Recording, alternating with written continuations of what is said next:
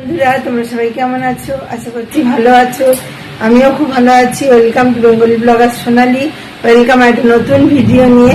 বাইরে কেমন কি অবস্থা, এখন বাজে 7:14। তোমরা বাইরের মুখে দেখাই, প্রচন্ড মেঘ ডাকছে, বৃষ্টি হচ্ছে। একটু ঠান্ডা হলো, যা গরম হয়েছিল।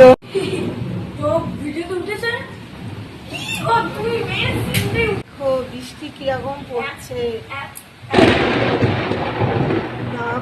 শব্দ দেখেছো বন্ধুরা? পুরো বুক কেঁপে উঠছে। এটা তো দাও আসতে হলে এর আগে অনেক জোরে জোরে বিদ্যুৎ চমকাচ্ছে, আর বৃষ্টি দেখো, সেই বৃষ্টি হচ্ছে।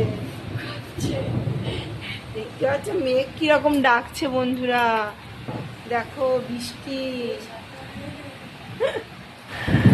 গাছপালা সব নড়ে যাচ্ছে। আমি 4টার সময় উঠেছি আজকে, তখন থেকেই দেখছি মেঘলা। আর বাসন কোসা মেজে নিয়ে এলাম। দেখতে পাচ্ছ বন্ধুরা কত জোরে জোরে বিদ্যুৎ চমকাচ্ছে। আজকে বৃষ্টি,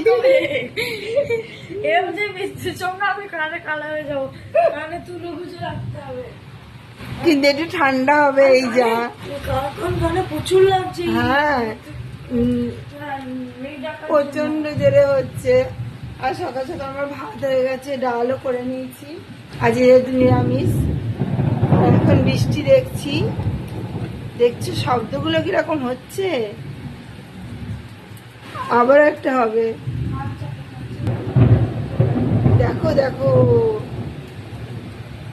ব্যালকনি যাচ্ছে তো খোলা যাচ্ছে না, এইখানে জানলাটা অল্প করে খুলে তোমাদের দেখাচ্ছি বৃষ্টিটা। দেখো জোর বৃষ্টি নেমেছে, আর তার সাথে মেঘের গর্জন। জানলা দিয়ে দিই, কার লাইট জ্বলছে। ওখানেও কি বৃষ্টি হচ্ছে নাকি এরকম জানিও। কি জোরে জোরে বৃষ্টি হচ্ছে। বাইরে হয়েই যাচ্ছে, কিন্তু মেঘ দেখেই যাচ্ছে। চোখের সামনে দেখলাম এরকম পুরো হলো। সেটার সময় ঘরে চলে এসেছিলাম, সেটা দেখিনি। এখানে ভাত হয়ে গেছে, আর এখানে ডালটাও হয়ে গেছে, ফোড়ন দেবো। বৃষ্টি হলো বন্ধুরা, তাও গরম কমেনি। আর ডাল হয়ে গেছে, এবারে ডালটাও ঢেলে নিয়েছি। এবার পটল দিয়ে আলু দিয়ে একটু সয়াবিন দিয়ে তরকারি করছি। যেমন দেখো, পটল নিয়ে আলু দিয়ে সয়াবিন দিয়ে তরকারি হচ্ছে। আর তার সাথে বিউলির ডাল আর একটু ঝিঙে পোস্ত আছে কালকে, ওই দিয়ে হয়ে যাবে। আর কয়েকটা ঘি করলা কেটেছি, ভাজবো। দেখো কষাতে কষাতেই আলুগুলো সিদ্ধ হয়ে গেছে। আর অল্প অল্প জল দেবো, আর ভালো করে কষিয়ে নেবো। আর মেয়ে সকালবেলায় ভাত খাওয়া হয়ে গেছে। আর বৃষ্টিটা এখন নেই, কিন্তু মেঘ করে আছে, এটা কখন কাটবে জানি না। কষানোর সময়তেই আমি সয়াবিনটা দিয়ে দিয়েছি।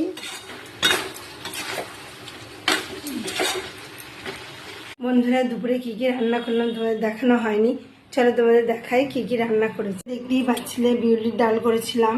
এটা দেখো বিচি কলা, এই যে এই কলার তরকারি করেছি। এখানে ঘি করলা যে কটা ছিল ভেজেছি।